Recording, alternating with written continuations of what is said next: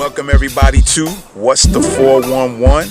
And today we have some racist family members who are linked to family members in the government. I want you guys to stay ready so you don't have to get ready. Let's go.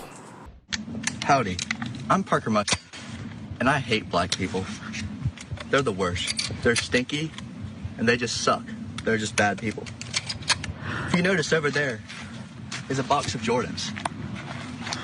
The favorite pair of shoes for a black man. I'm gonna show you what I think of a black man.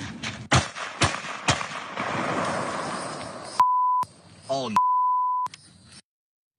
So even with the bleeping, I think you get the basic idea of what that video was about. It was posted willingly by that student who recorded it and then posted it because he wanted people to know what he thought of people who weren't quite like him in this country.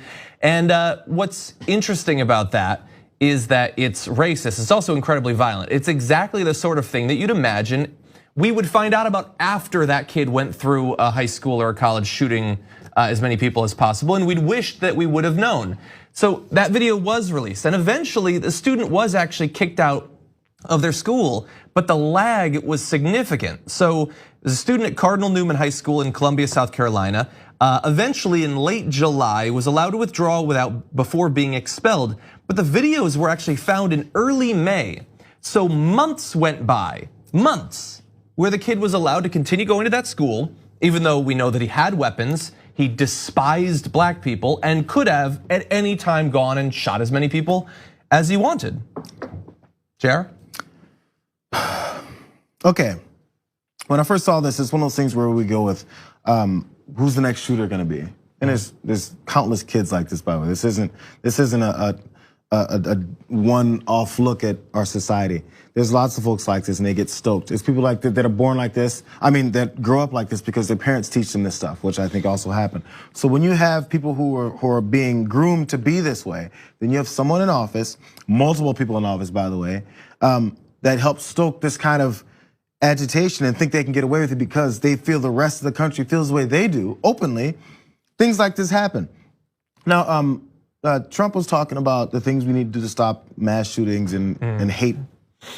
First off, yesterday when he said hate speech or white supremacy is a problem and we got to stop all this, and he didn't really mean it. He went into mental illness. He went into we have to do background checks.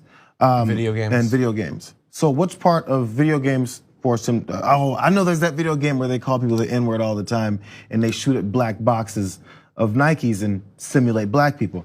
There's that mental illness where you shoot at black boxes of Jordans and say it's a black person because that's the mental illness. And background checks would keep this guy in the middle of the woods in South Carolina, wherever he is, from getting that gun that he took out of his dad's drawer. Arsenal. Or it's probably in his own drawer because his father gave it to him. Anyway, it goes, these things don't stop the breeding of hatred and bigotry and racism in the country. Yeah. None of that is gonna stop it, but this will continue to happen. Yeah, and so this is a demonstration of what we talked about, I think on Monday.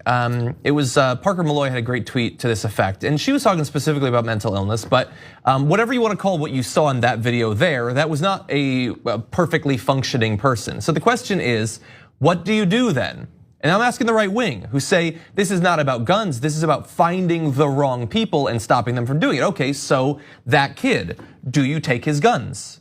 And if not, please explain why you think a guy who says, this is what I do to black people, I shoot at them, why he should continue to have his guns. Is it about hunting? Is it about self-defense? All that BS that they love to talk about is the reason that people need to have a whole bunch of guns. Is that why he has it? Or is it because he could snap at any minute and start shooting people? And he wants to be ready if that happens. Eventually he gets tired of shooting at boxes in the middle of the woods. That gets boring. Everyone knows that. If you're shooting at targets all the time, eventually it gets boring. You want to see something moving.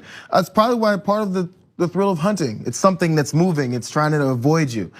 So eventually that all gets boring. And this guy has a target audience that he wants to come after. Again, the bad people that Trump talks about, ask him, is he one of them? Is Parker one of them? Exactly, and the idea that they left this kid in that school for 3 months, they were lucky that nothing happened, especially when we find out that police have a number of other videos that he created. We're gonna show you one more to get an idea that this wasn't just one video. I mean, it would be literally the worst thing anyone had done to make even one, but it was a pattern of things he was doing. Hey, it's me again, Parker Mushin, hater of all black men. Look over here. It seems that our hasn't quite learned his lesson yet. Seems like he needs 25 rounds to the dome.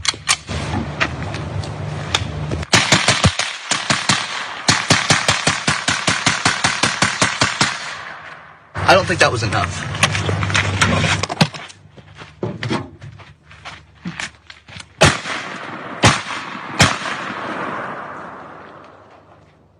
Thank you very much for watching my PSA.